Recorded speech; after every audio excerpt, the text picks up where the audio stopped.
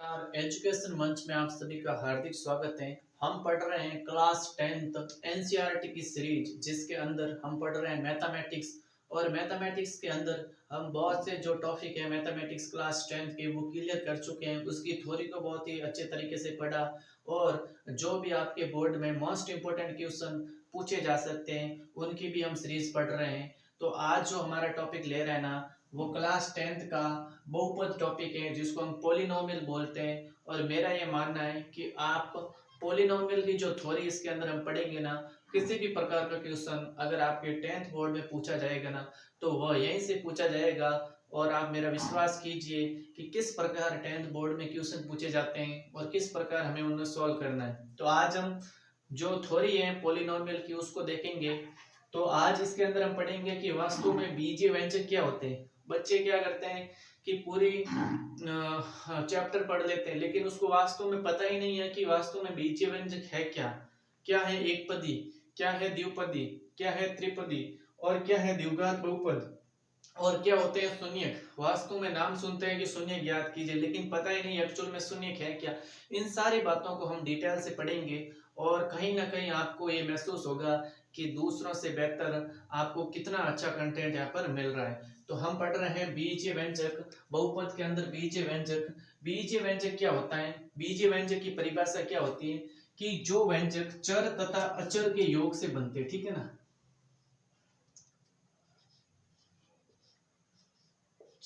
जो व्यंजक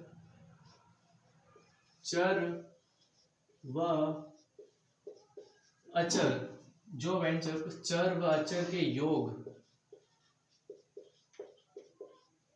घटाव, गुणनफल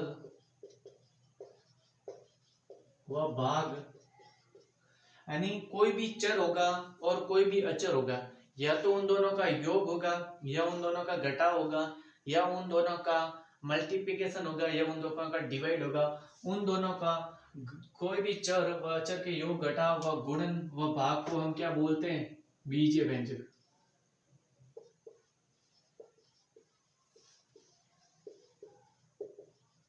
बीजीय व्यंजक कहते हैं।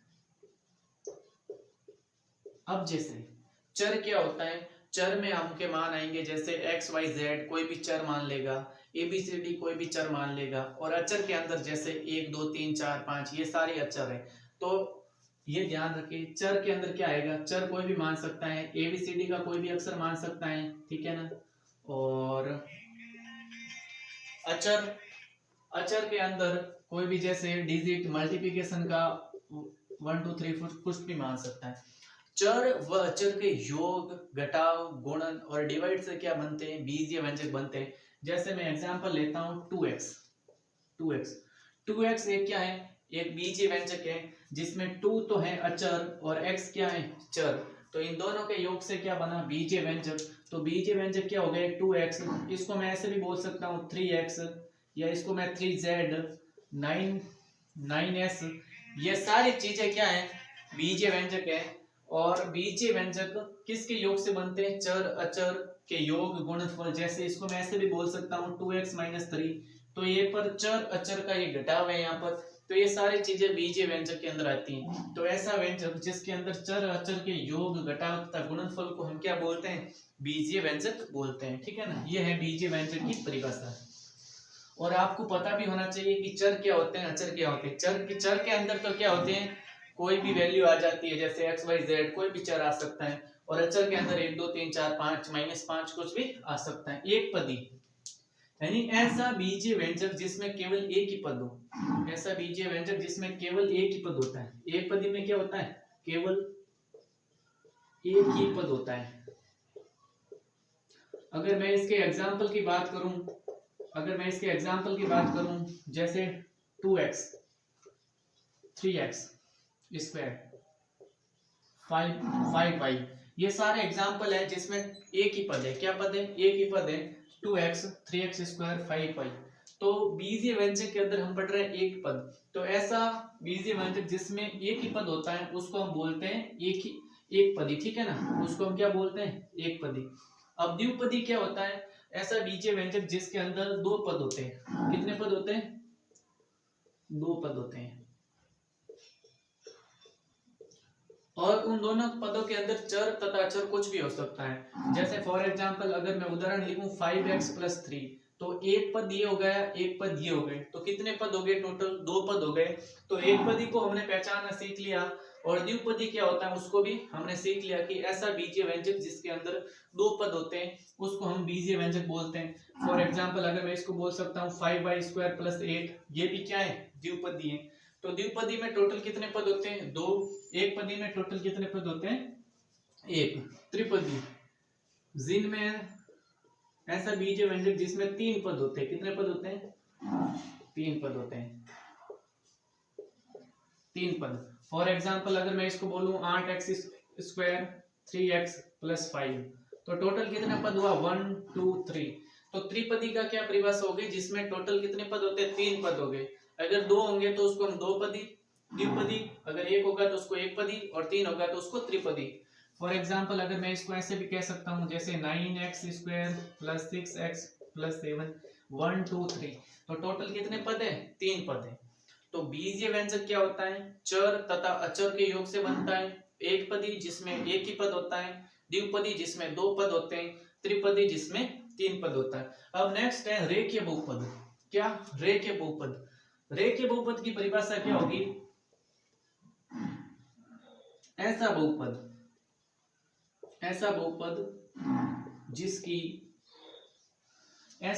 जिसकी घात मीन्स पावर, ऐसा बहुपद जिसकी घात केवल एक होती है, उसको हम क्या बोलते हैं? रेखीय बहुपद। रेखीय बहुपद की क्या परिभाषा है? ऐसा बहुपद जिसके अंदर घात केवल क्या होती है? एक होती है। जैसे 5x, तो इस x के ऊपर घात कितनी है? टोटल एक है, तो ये है रेखीय बहुपद। क्या है? रेखीय बहुपद। जैसे अगर मैं बोलूं 6y+3, तो y के ऊपर घात कुछ नहीं है, इसका मतलब घात कितनी है? एक घात है। अगर मैंने यहाँ पर इसके ऊपर दो कर दिया ना, तो ये रेखीय बहुपद नहीं होगा। इसके अंदर हमें ध्यान रखना है कि जो रेखीय बहुपद होता है उसके ऊपर घात कितनी होती है? एक होती है। रेखीय बहुपद के अंदर घात कितनी होती है? एक होती है। ठीक है ना? ये इसके एग्जाम्पल आपको लिखने हैं। ये हम लिख सकते हूँ 8z+9, तो इसके ऊपर भी घात कितनी है? एक है। तो ऐसा बहुपद रेखीय बहुपद का होता है। ऐसा बहुपद जिसकी घात केवल एक होती है उसको हम रेखीय बहुपद बोलते हैं। ठीक है ना? अब है द्विघात। द्विघात की क्या परिभाषा होती? ऐसा बहुपद द्विघात बहुपद का क्या होगा? ऐसा बहुपद द्विघात का होगा ऐसा बहुपद जिसकी घात दो होती है। मतलब कहने का मतलब है कि जो मैक्सिमम घात है वो दो होनी चाहिए। ठीक है ना? दो होनी चाहिए। ठीक है ना? तो ऐसा बहुपद जिसकी घात दो होती है उसको हम क्या बोलते हैं? द्विघात बहुपद। जैसे 8x² + 3x+5, तो यहाँ पर मैक्सिमम घात कितनी है? दो है, तो ये कैसा बहुपद है? द्विघात बहुपद। ऐसा बहुपद जिसकी घात दो होती है उसको हम द्विघात बहुपद बोलते हैं। एक एग्जांपल जैसे और लिखते हैं 3y² + 6, ये भी कैसा बहुपद है? देखो 3y² + 6 ये भी क्या है? द्विघात बहुपद है, क्योंकि इसकी घात मैक्सिमम कितनी है? दो घात है। रेखीय बहुपद में घात एक होगी और द्विघात बहुपद में घात कितनी होगी? टोटल दो होगी। अब आता है त्रिघात बहुपद।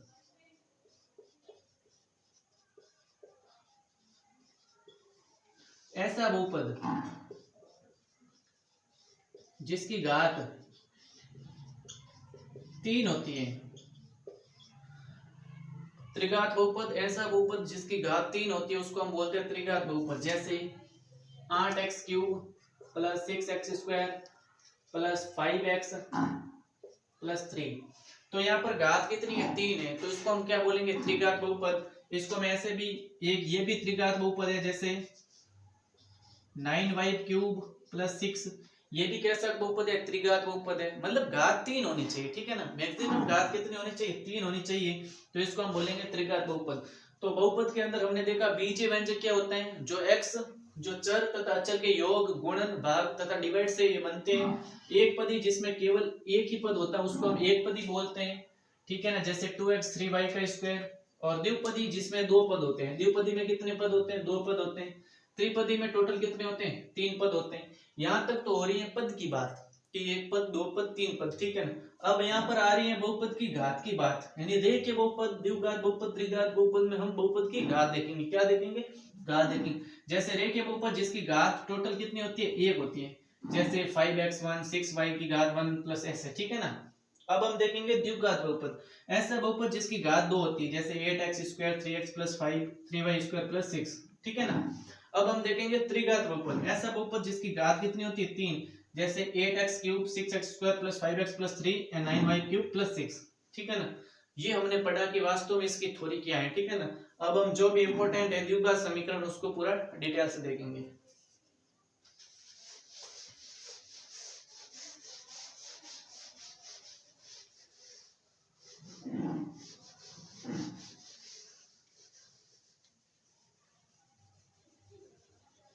अब जो हमारे जो मेन इंपॉर्टेंट है इस प्रश्नावली का वो है द्विघात समीकरण। द्विघात समीकरण को कैसे हम देखेंगे?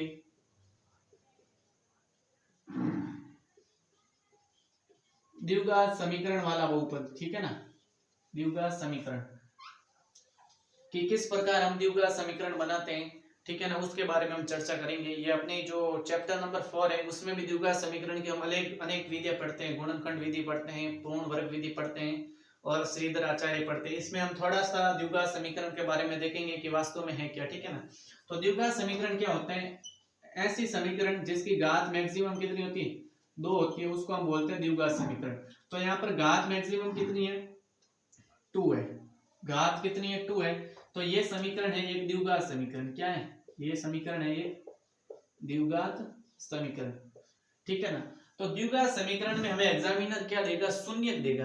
तो द्विघात समीकरण पढ़ने से पहले हम पढ़ेंगे शून्यक कि वास्तव में शून्यक क्या होते हैं, ठीक है ना। क्या?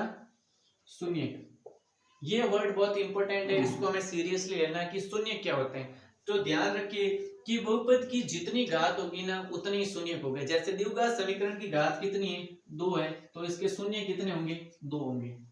कितने होंगे? 2। अगर किसी भी बहुपद की घात 3 है तो उसके शून्य कितने होंगे? 3 होंगे। अगर किसी भी बहुपद की घात 2 है तो उसके शून्य क्या होंगे? 2 होंगे, ठीक है ना। और मैं उसके शून्य मान लेता हूं पहला अल्फा, ठीक है ना, एक शून्य मान लेता हूं अल्फा, क्या? अल्फा, और दूसरा शून्य मान लेता हूं बीटा। अगर इस द्विघात समीकरण यहाँ पर मैंने इसको गणितीय फॉर्म में लिखा, इसको अगर और भी हम एग्जाम्पल की सहायता से भी समझने का प्रयास करेंगे। अगर इस समीकरण को अगर सॉल्व करेंगे ना तो इसके 2 शून्य आएंगे। 2 शून्य क्यों आएंगे? क्योंकि इसकी घात कितनी है? 2 है। तो 2 शून्य हमने मान लिया, एक शून्य के अल्फा और दूसरा है बीटा, एक शून्य के अल्फा और दूसरा है बीटा। तो उसके कुछ इंपोर्टेंट याद रखने कि जो शून्य का योग, क्या? शून्य का योग, शून्य का योग मींस हमने अल्फा और बीटा शून्य माना तो हम लिखेंगे शून्य का योग अल्फा प्लस बीटा किसके बराबर होता है? -b/a, ठीक है ना। शून्य का योग अल्फा प्लस बीटा, यानी अल्फा और बीटा हमने 2 शून्य माने, इन दोनों का योग किसके बराबर होगा? -b/a। तो यहाँ पर माइनस की जगह माइनस लिखेंगे, यहाँ पर देखेंगे b के पास में क्या है? x, तो जो b होगा वो x का गुणांक होगा, ठीक है ना। b होगा जो किसका गुणांक होगा? x का गुणांक अपॉन a। तो a किसका गुणांक है? एक्स स्क्वायर का गुणांक, तो नीचे लिखेंगे एक्स स्क्वायर का गुणांक। तो आपको ध्यान होना चाहिए कि अगर हमें कोई भी 2 शून्य दिए जाएंगे ना तो किस प्रकार हम उसकी समीकरण बनाएंगे ना, तो ये आपको ध्यान होना चाहिए, ठीक है ना। और नेक्स्ट है शून्यकों का गुणनफल।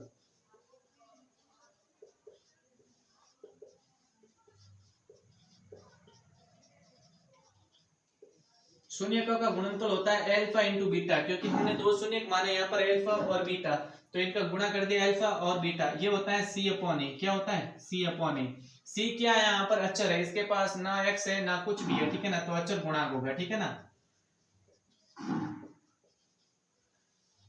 और a क्या होगा? a होगा एक्स स्क्वायर का गुणांक। क्या होगा? एक्स स्क्वायर का गुणांक।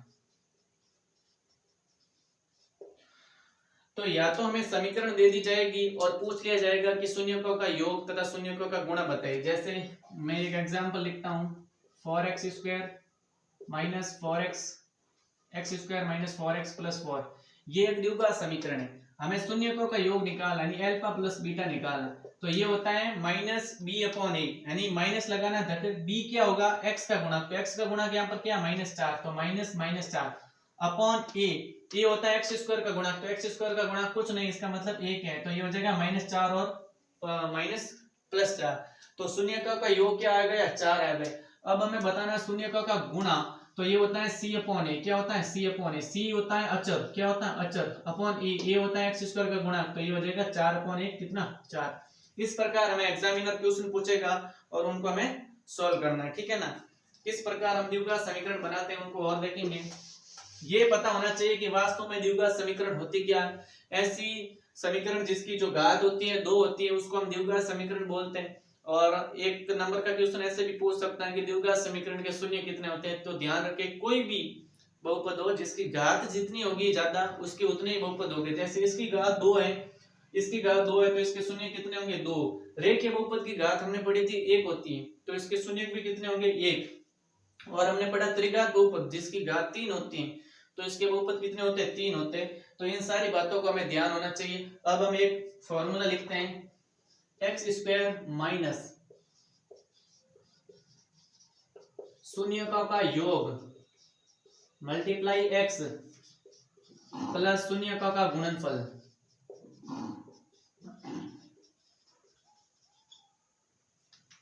ये हमें इंपॉर्टेंट समीकरण ध्यान होने चाहिए, इसी से ही हम द्विघात समीकरण बनाएंगे कि एक्स स्क्वायर माइनस शून्यकों का योग इंटू एक्स प्लस शून्यकों का गुणनफल।